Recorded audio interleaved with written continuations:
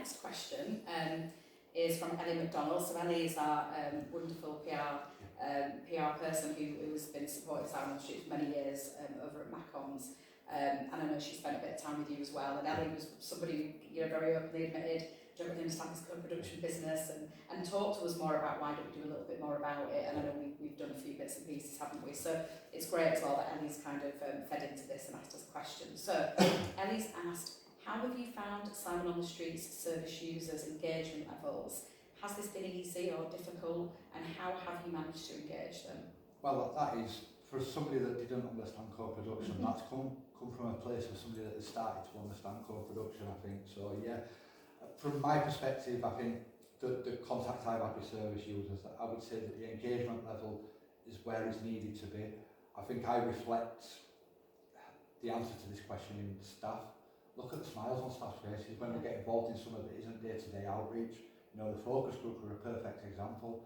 People came in, they brought service users along.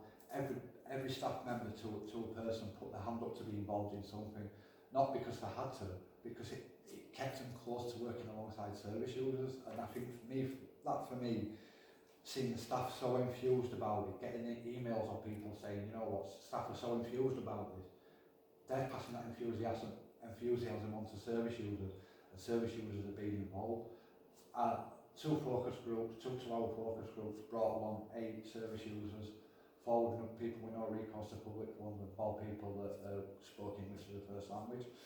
That for me, I wasn't expecting anywhere near that, so I think the engagement level there from the first week, having probably 2 people that we could go to that sat on an interview panel, to now having 8 people and wanting to come back when you're doing the next thing. When can I sit on the board?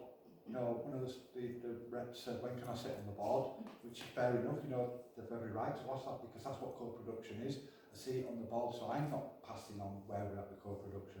It should come out of the mouth of the people that are actually doing it. I'm there to facilitate that as a process and a conversation. Other than that, a service user sat on the board speaking to the board that's for me where change happens.